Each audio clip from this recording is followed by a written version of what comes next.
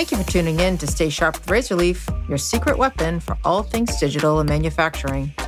This episode is all about BOMs, and not bomb with a B, but bill of materials, and specifically EBOMs and MBOMs.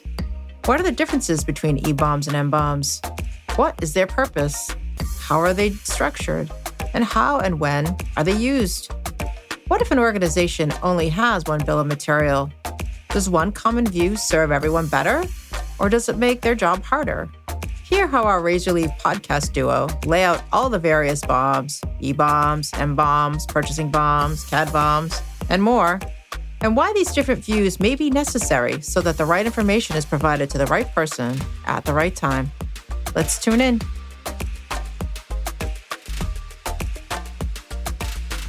Welcome back to Stay Sharp, everybody. This is the podcast about all things digital related to products and manufacturing. My name is Jen Ferrello. It's funny, like every time I do the introduction, I realize I'm like, hey, I'm joined with my colleague, Jonathan Scott. But who are you? Exactly. So my name is Jen Ferrello. And I'm Jonathan Scott. Yeah, he is Jonathan Scott. And this week we are back with an episode on BOMs. Not the exploding kind. We're talking about, some people might feel that way about it, but we're talking about bills of materials. This is a topic that's pretty fundamental when it comes to product development. And although we're not going to exhaust the complete subject today, we are going to dig into an area that is often a source of frustration. We titled the episode EBOMs versus MBOMs because we want to talk about engineering bills of material. That's the E in EBOMs, and manufacturing bills of material, which is the M in MBOMs. Adding a letter in front of the BOM acronym and inserting the word versus, we're already telegraphing our topic. But let's get started. So let's start where we usually start. Let's start at the very basics. What is a bill of material? Yeah, that's the right place to begin on this one is, you said bill of material. And for some people, that sounds self-explanatory, but a lot of people, particularly, younger engineers, are like, what's a bill?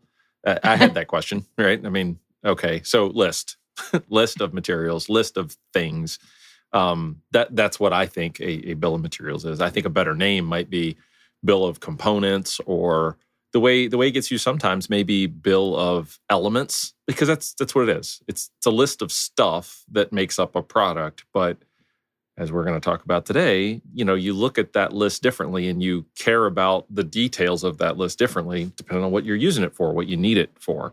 But it came from bill of materials. That's what we started calling it. So now we're stuck with BOM as an acronym. And I got to tell you, bill of materials sounds a whole lot more official than list of stuff. List of stuff. That's true. I mean, it sounds more technical, right? Right.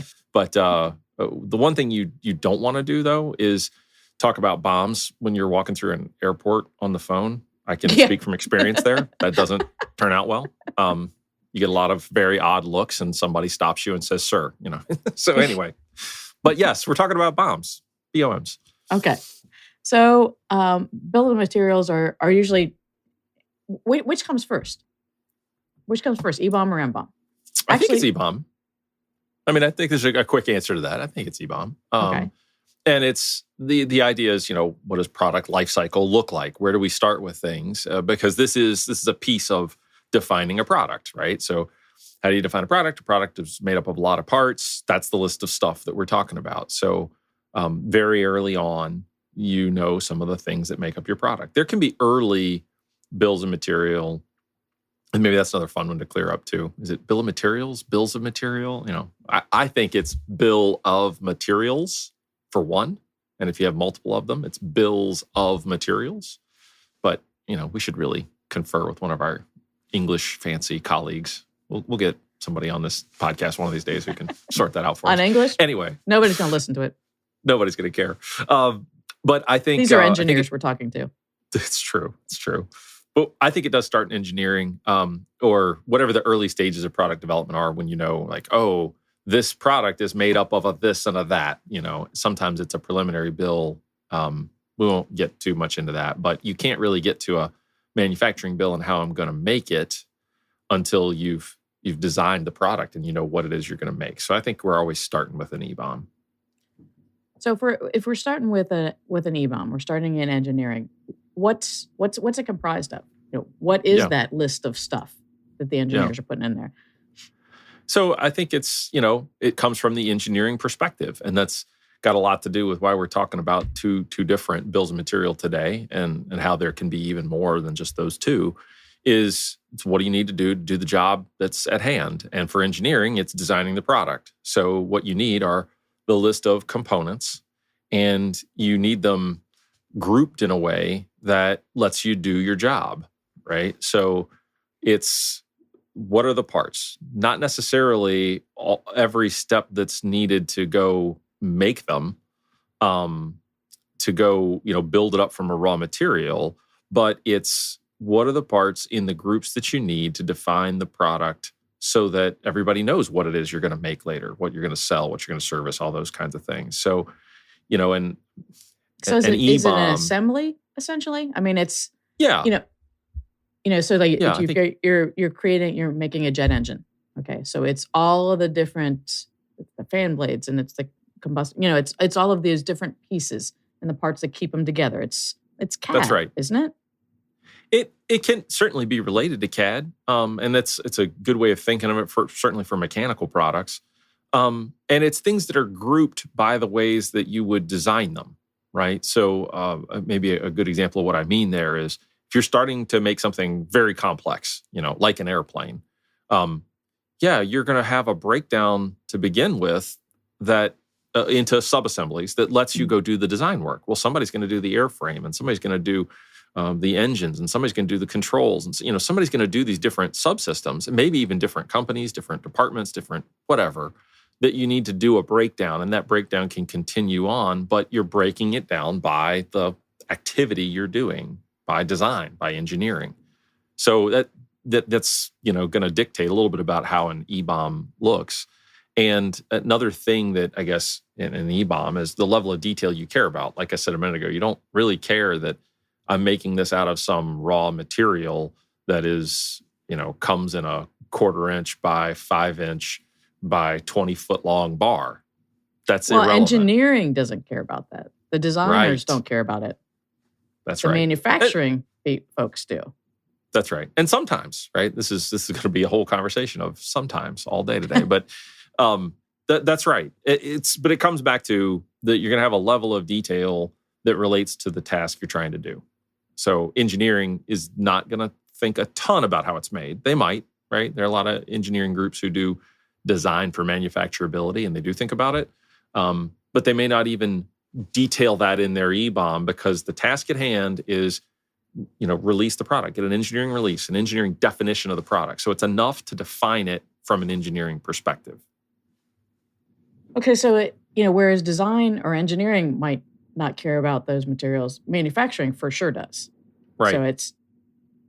So they're going to think about different things in an MBOM and probably have a different level of detail also, right? But for sure, they're going to group things differently when they say, I don't really care about the control system. I need to think about how that control system goes together, or that jet engine, or whatever it might be. What are the steps? I start with a couple of parts, and I add a few more parts, and then I move it down to another work center, and I add a few more parts. So MBOMs might be organized by work center, or even by plant where you assemble things. But something about the manufacturing process, which comes back to the idea of it's all about your point of view. What are you trying to do with that bill of materials?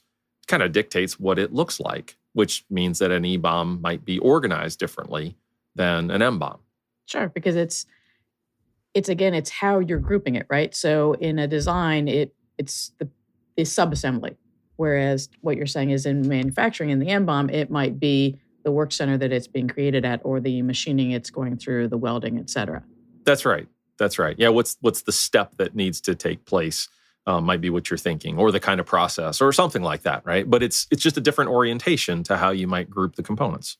Well, it's interesting because I hadn't thought about it that way. I guess the way I had looked at it was engineering, like MBOMs were just a derivation of EBOMs. It was just basically an EBOM with more information.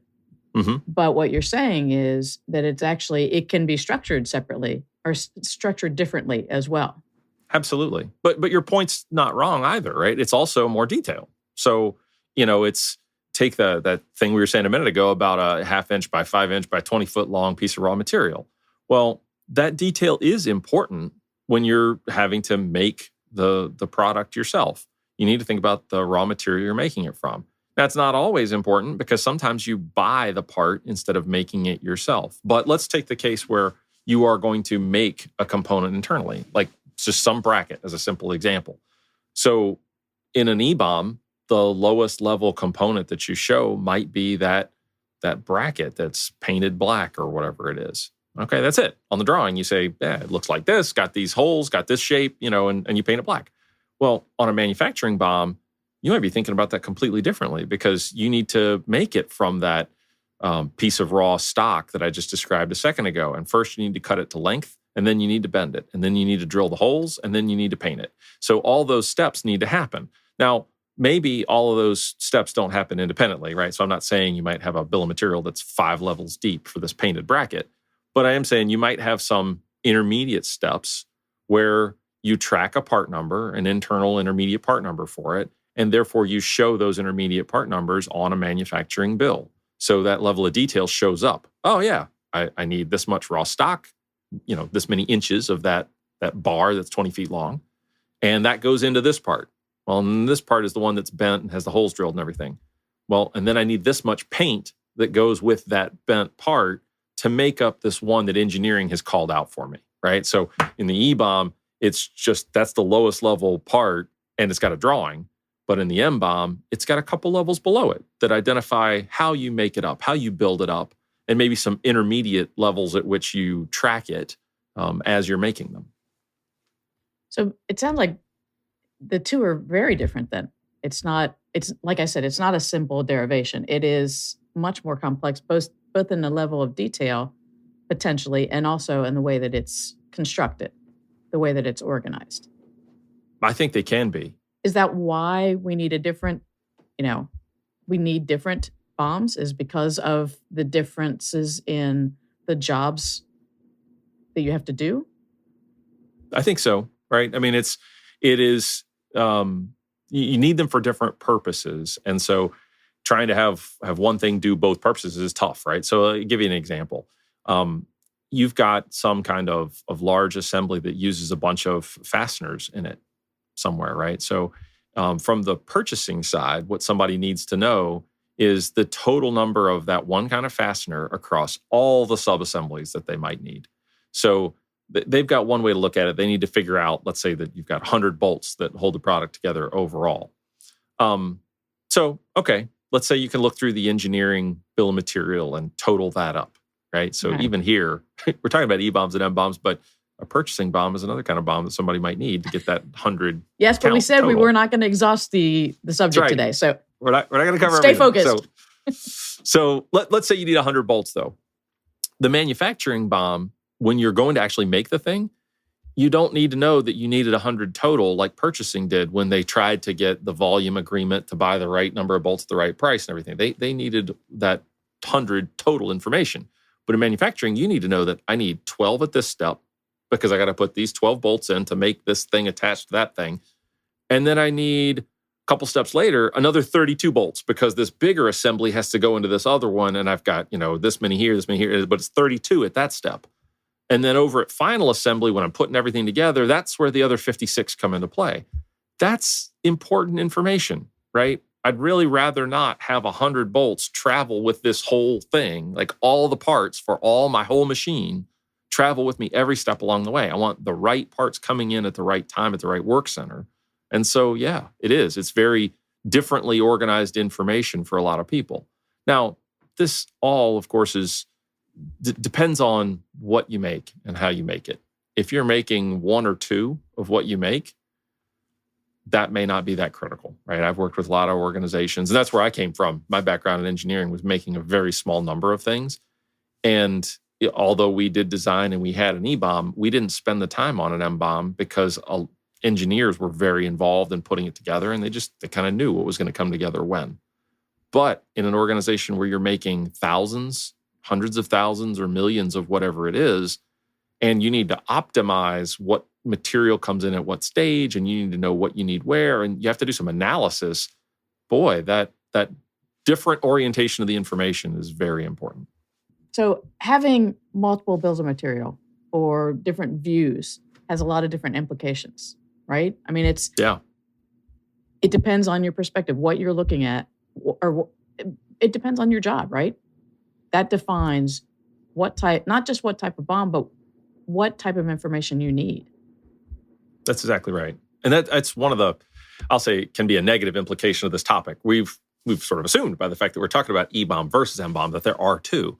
Lots of organizations don't think that. And that's one of the tricky implications is if you force everybody into saying, well, there's one bill of materials, well, then nobody gets their way. Nobody gets the information they need exactly, right? I mean, you could say, sure, the BOM we make has to be the MBOM because that's the detail we need at the end when we're making the product. And that just makes engineering's life a lot harder. Really if that's hard. What they have to work to. Really What's hard. That? I said that would make engineering's life really hard because they're going to need to know so much more information that is superfluous to their own job. Right. That's exactly right. That's, I think, one of the key points of what we're talking about today is that it's all the same parts, it's all the same components, and the quantities better all line up, but you're looking at them in very different ways because you have different jobs to do. It kind of reminds me of, dating myself a little bit here, but back in engineering and taking drafting and the different views on a product, and basically the two-dimensional representations of three-dimensional views, and they now we're looked going back to drawings. Exactly. But worked on the drafting table and everything. So, but it looked very different. The view looked very different, or the product looked very different depending on which two-dimensional view you had of it. But that was the critical view you needed to work in. So that's right. I mean, that's very much it, right? Think of a machinist. A machinist needs that certain 2D view. If he's doing some 2D machining, he's got to see that perspective on things or he can't get his job done. Same kind of thing here, I agree. Right. So if multiple builds of material are kind of a way of everybody getting their view on things, keeping the peace, so to speak, so everybody's happy, there's got to be a downside to that. Oh, of course, right? I mean, how do you keep that all synchronized? And your drawing analogy is a great one, right? Back when we did drafting, it was up to the drafter, the designer, to keep straight in their head, how does this view relate to that view, relate to this third view, right? You had to make sure all the details matched and you kept everything synced and aligned. Because if you added a fillet over on this one view, well, does that show up on the other two views? I'm responsible for making sure it all stays consistent and aligned over the course of things. Same thing's true here. I've got an engineering bill and a manufacturing bill, and I've added a fastener. Okay, did I add it to both places, right? Oh, yeah, it goes here in this system in the EBOM, and so I put it over there. Well, but what manufacturing step does that get inserted in that I put it in the right subassembly in the MBOM as well? So, yeah, you have to keep things in sync, and it's dangerous if you don't once you have multiple bills of material, right? And it's only exacerbated if you've got more than the EBOM and the MBOM. If we have other BOMs like we were talking about a minute ago, you got to keep them all in sync. And I think that's another one of the implications. This is, I mentioned a challenging one a second ago. This is another challenge that you have to face is, do you have some kind of process that will help you keep all of that in sync? And does that process still serve your goals as an organization? Can you make a change and make sure that change is applied or implemented in all of the bills of material, right? And I see this as a big challenge for a lot of customers we work with today. And I'll say, I think that challenge, that implication is, do you have a configuration management process? Do you have CM processes and CM standards that help you keep everything aligned if you have multiple bills of material? I think you have to, right? I mean, otherwise the whole process breaks down. Absolutely, right? You've solved one problem by giving everybody the information that they need, but you've created another one by saying, well, now there's sort of information silos that are disconnected, don't talk, and now you get out of sync, and now that's where you make mistakes. So yeah, it is. I think that's one of the implications that if you're going to do this, you have to have a way of sort of keeping it all together and keeping your information consistent. And I think that's, let me dive in here and say that's where another type of bill of material can come in. And I know you warned me at the beginning, stay on track, EBOM and MBOM. Don't add too many more in. I've already talked about purchasing BOM, but let me throw one at you. Is that CAD BOM, right? So you would think that an EBOM and a CAD BOM are the same thing, right? Because that's actually what I said in the beginning. This is CAD, right? We're talking about design, sub-assemblies.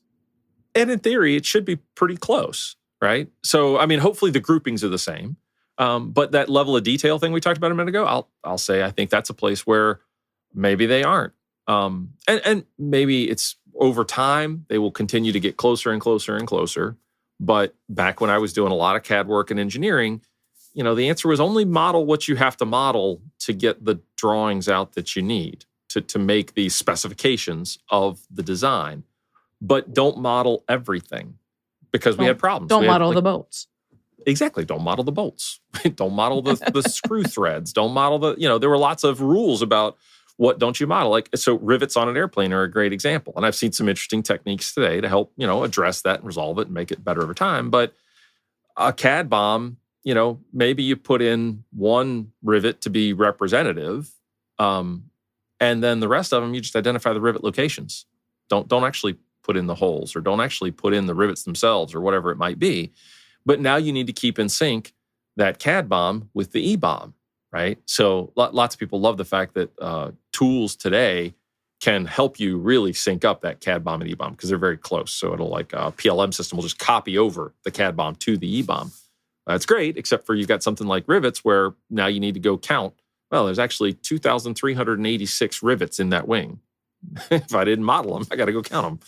And you got to keep it in sync, right? So you add 2 rivets, you got to add them everywhere. So it's an example of how, all right, CAD BOM, EBOM, MBOM, however many BOMs we have, we do have to keep them all synced up and have a process for doing that. I'm curious, and I know we said we weren't going to talk about other BOMs. Is there something similar to, is there a simulation bill of material? The reason I ask is because it's, so in CAD, you're talking about modeling everything and the bolts and everything else. But in simulation, a lot of times you will take out that level of detail to run the simulations. I think that's right. I mean, I think, I know some of the simulation tools I used years ago, you would tell it there was a bolted connection, but take the bolts out, right? Right. So that kind of thing, I think there is. And I think it like you said, it's often a simplification rather than an adding detail.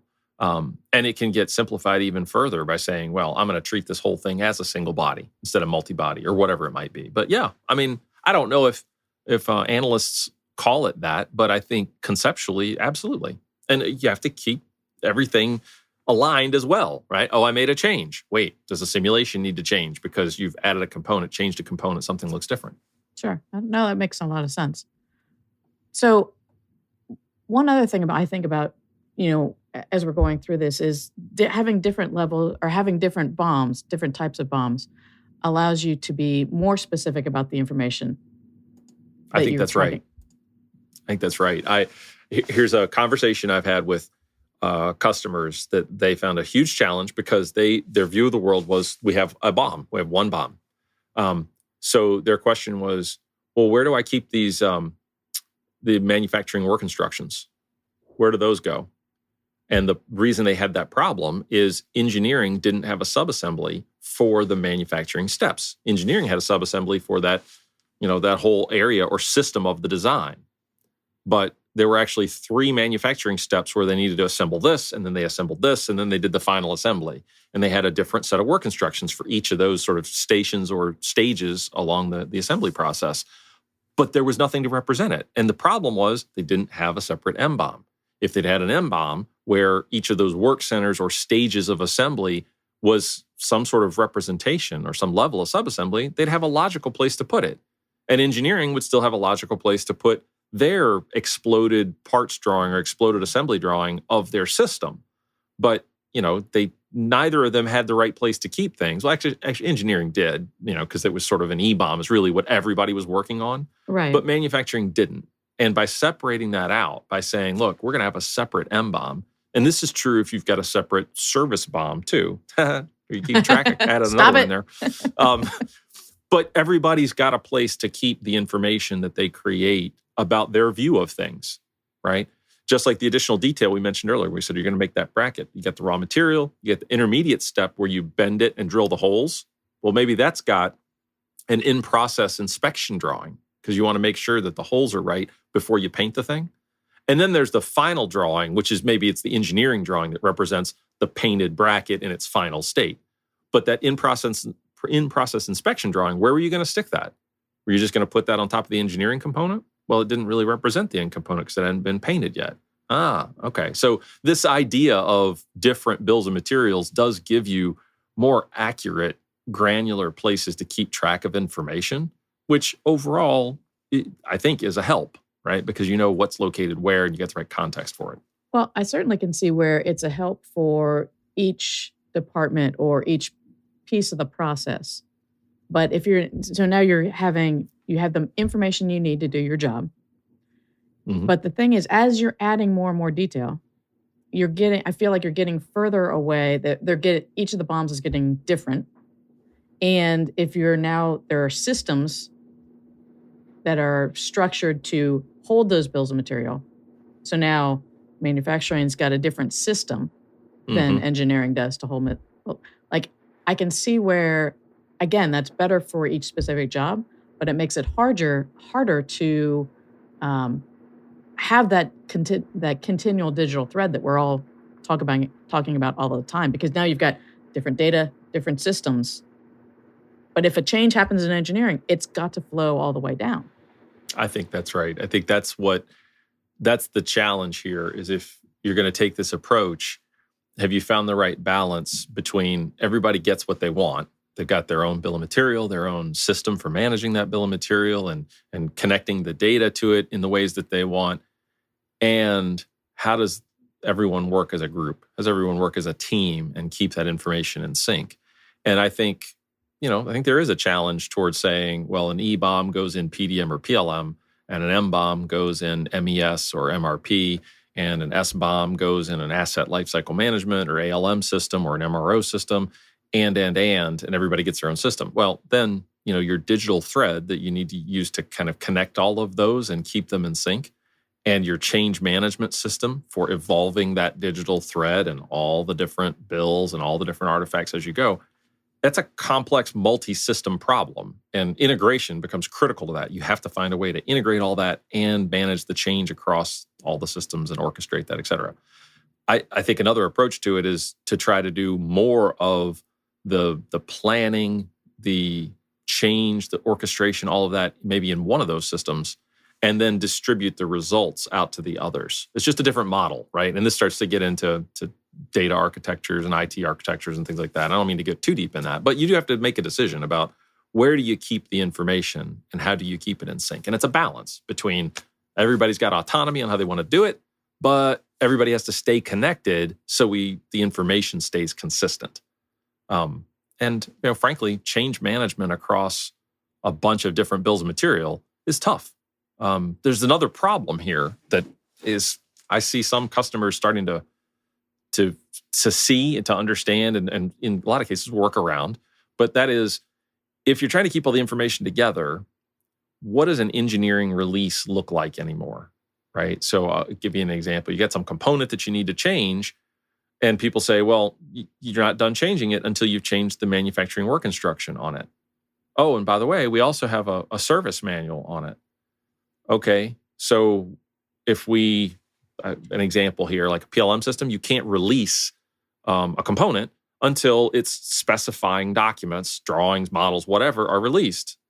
Well, if I have to wait on the manufacturing work instruction, and I have to wait on the service manual, and I have to wait on everything to release it, well, my engineering release takes forever. That's not great either. So it's tough. The orchestration here isn't as simple as, it sounds like, hey, don't forget everything.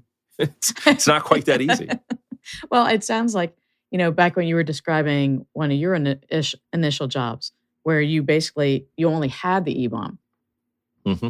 That seems like that was, that's ideal if you can do it, but the way we manufacture these days, you just can't. That's right. And with product complexity, that's where, it just doesn't work anymore. If you're making a simple thing or a small number of them, and you can limit that team, sure. Right. But who can do that? So we're going under the assumption then that really with most products, and not all obviously, but with most products, that multiple BOMs are a requirement. Mm-hmm. So what kind of advice, like if that's your commitment, okay, this is what we need to do our jobs and do them well and efficiently. What are some of the pieces? How do we do it right? Yeah, I think the first thing is, it's even in your question. First, don't fight it. Recognize that give in. Just give in. Just give in. Seriously. EBOMs and MBOMs are two different things. And the number of organizations I talk to where that's still an argument and a discussion is huge. And I get it, because we're talking about adding complexity to their IT systems, to their processes. If you got just one BOM today, yeah, multiple BOMs tomorrow is going to be harder. But you know what? I would argue that it's deceptive. Actually, it's easier. You're just exposing the complexity you dealt with today. That's the thing where I say just give in and recognize it is complicated. You do have multiple views of this bill of material that you need for people to get their jobs done. What you don't see is how people are hiding that today, right? Back to that example of in engineering, you just got an EBOM and everybody has to work off the EBOM. Well, guess what? Everybody in manufacturing's got their own Excel spreadsheet of that BOM that's really a manufacturing BOM that they use to keep track of the details that they need to get their job done. So guess what? There is a separate EBOM and MBOM whether you see it or not. So that's my first piece of advice. Just recognize it, accept it, don't fight it, go with the flow, and figure out how to manage it. I love when Excel comes up as one of our power tools. So everybody uses it. Absolutely. For everything, in fact. Spreadsheets will save us and kill us all at the same time. Right. Well, I think I think it's important as on the give in aspect, like realizing that, yes, okay, multiple BOMs are likely to be required, but you don't have to go from 1 to 10 all at one time. No, you don't. That's right. So, I mean, but I think whatever you do, though, whether it's, 2 or 3 or 5 or whatever you end up with, make sure that you're thinking from the get-go about how you're going to manage it, right? The thing we talked about with coordination earlier, you need some rules and probably some processes for how you're going to keep it all straight. And if it's as simple as going with 2, okay, first we'll get the EBOM squared away on a change, and then we'll do the MBOM. Or, you can't do this until the MBOM is released, or whatever it might be, whatever your organization needs. But think about those rules so that people don't work with inconsistent data. You don't end up out of sync, make mistakes, make scrap because we didn't get that information to those people before they did this task. So I think that's I'd say my next piece of advice is make sure you've got a process in place if you're going to split these out. No, that makes sense. And it's funny. It's, as far as going from 1 to multiple, if you're going from 1 to 2, I think that's one thing. I think the bigger challenge might be when you're going from 2 to more than 2 to 3. Right. It's like kids, right? Had to go from a man-to-man defense to a zone defense now. So things along those so that's when you're talking about putting processes in place, putting systems in place. I think that's right. Because you could probably deal with a lot with standards and processes when it's 1 to 2, like you said, but 2 to X, you're really going to need to be more methodical about it and probably have systems support you. And the good news is there are great systems to do this. There are plenty of systems out there to help support you in the process, whether it's PLM or MRP, MES, ALM, MRO, other systems. There are lots of systems that manage bills of material, and many of them understand multi-view bill of material or multiple bills of material. Not all of them do, right? And sometimes you're going to have to come up with your own standards and processes, like we said a minute ago, and code those or implement those or put them in place through an integration or something to get all of it unified. So, plan it out, but then make the systems help you, make them support you. I think the advice I'd say here is make sure the systems make it easy for people to do the right thing. Because when that complexity builds, like you just said, it gets hard. It gets hard to keep it all straight. And what you don't necessarily want is for your engineers, your manufacturing experts, your purchasing experts, your field service experts. You don't want them to all have to be experts in configuration management and CM and keeping all this straight. So, make your systems help you do the right thing. Right. And by the way, anybody that the alphabet soup that Jonathan just rattled off as far as acronyms, we do have a whole podcast if you want to go back and listen to it about bill business systems, or different platforms everybody needs. That will explain a lot of those. But you're right. It's not just the specific systems. We get back to, okay, the coordination between the two. You have to imagine, as you're putting those different systems in place that are going to give you the right tools and help you manage the data for each specific department, you also need to design that with that digital thread in mind. How you're going to integrate the two, how you're going to manage change throughout the entire process. That's right. Because your digital thread it's more than the sum of just those parts, right? I have an EBOM, I have a CAD BOM, I have an MBOM, I have a service BOM, I have all these things. Great. And I have an integration tool. It ties them together. It can copy one from one place to the other, that kind of thing. All right, yeah. Do you have a digital thread though? Do you have everything about the relationship amongst those various pieces of data? And you do have to think carefully about, what do I need to maintain to have that true digital thread, to remember the decisions that got made, or how one decision on the engineering BOM flowed through to the MBOM. What was the implication there? And we changed the manufacturing behavior because suddenly we had to put these bolts in at this stage and we couldn't do that. So we had to do this instead. And do you have the change process and the way to capture what got discussed there so you understand the decision that got made? Because that rich digital thread that you can build when you're doing this is what you can benefit from later, right? You can benefit from it downstream. You can benefit from it years in the future. And you really want to have thought about this up front so that you don't find yourself years from now going, why did we do that? Who did that? When? What does that mean? So, we can talk about, I feel like we talked about it simply a minute ago, saying, put the mechanics of this in place, plan it out, and create your systems to support it. Yeah, that sounds fairly straightforward. But do think about it in the long term and how this builds up a digital thread and how you might need to use that in the future, right? And the might need to use that in the future example I'll give is product recalls, right? Right. Oh, there's a problem. Oh, we have to go back and figure out what the problem is, how wide the impact is, where the resolutions need to take place, why it happened. So that might tell us something about how we resolve it. All of that information is more than just saying, well, what part in ERP does that connect to in MES? Does it connect to in PLM? So yes, think about the digital thread you're building and how much information you need to connect beyond just keeping your BOM straight. So listening to you talk about all of this, and particularly when you're talking about designing the digital thread, how it all flows, I mean, it's overwhelming, the complexity. Is there anything else? Anything that we didn't talk about? Seems hard to imagine, but anything that we didn't talk about that of course people need to consider? Of course. There's always something. Well, wait, there's more. There's one more. I think there is. There's one more piece of complexity that in this EBOM versus MBOM thing you have to think about. And it's not for everybody because not everybody, builds products like this or does this, although a lot more people are starting to than ever before because there's a lot of merit to this. But it's product line engineering, product families, variants, right? I don't just make, the product A, I make it in a small, a medium, and a large, and I make it in a red and a blue, and I make it for this market and that market. And, I've got all these variants I need to keep track of. But I don't think of them as independent products. I think of them as a product family or a line of products. And then I configure them.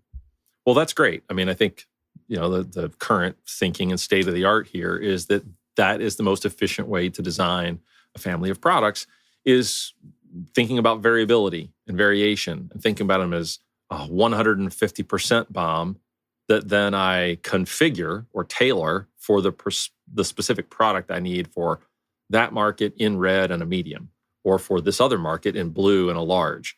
So it's one unified product definition that's overloaded that gets filtered down through rules and configuration into what I need. But what does that mean for a separate EBOM, MBOM, CAD BOM, SBOM, blah, blah, blah, BOM? Well, it means that that's a trickier problem, right? It's a tricky enough problem to say, I want to take a rules engine and configure an EBOM. And, when it's made in America and it's serving the British market, leave this part out. But when it goes to South America, add that part. That's tricky enough. It's a complicated thing. Lots of people do that with, configurators, CPQ, that kind of thing. But when you say, I need to figure out where to leave that part out and where to include this other part, not just in the EBOM, but also in the MBOM. So at this step of assembly, this stage, and in our service manual, that also needs to be updated to include that part or leave that part out if I configure. Now you've got a pretty complicated problem. And this is, one of the areas where I'd say we're kind of at the cutting edge of PLM today. A lot of PLM vendors are building this into their products, and you have to think about it early on. People do early on with systems engineering and thinking about early product breakdowns, maybe what comes before an EBOM. And you have to think about it all the way through the full product lifecycle. And how do you control that variability and manage it? Because it's yet another thing you have to manage when you think about that change process. I added a bolt. Oh, that was easy. I just added a bolt to the engineering. That's fine. Right. But where does it go in manufacturing and service and other places? And you have to consider that when you add the bolt. You can't just add it to the engineering and hope the rest falls out later, because manufacturing and service really love it when you do that. So do the customers, for that matter. They do. Yeah. So there's my extra one. Right? You asked if there was anything else. Boy, was there. I think that is an important one to think about. It is. And it's funny. As we're coming up to time here, I again, this is one of those topics that I thought was going to be a whole lot simpler than it ended up being. I thought it was, okay. EBOM is or MBOM is a derivation of the EBOM. Simple. Yep. Oh, no. It's much more complex than that. It might have been easier to talk about the actual bombs that explode, in all honesty. It might have been. But your explanation is a good place to start, though, because that is what it is, right? Every one of these other bombs we're talking about is some sort of derivative of the one ahead of it. And, if you try not to overcomplicate it, that's exactly what you're doing, right? Is a product in its life, as it's going through its life cycle, you're adding more and more information. Those are different perspectives, different points of views. And that's why it's maybe important to keep track of different bombs. And you have to sort of manage it all together. That's the managing of the life cycle part. But it's a building process. You just have to have good procedures for keeping track of it all so you don't get lost in the complexity. I agree. And as far as all of that goes, just keep in touch with all of us. Keep listening to the podcast. We'll keep explaining things and make the entire process a little bit easier, a little bit simpler, a little bit more education. Hopefully.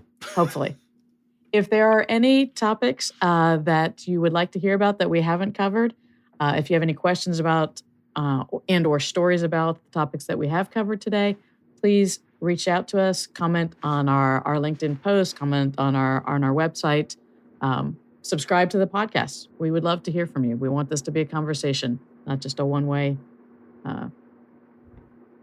not just a one-way conversation. We want it to be an actual conversation.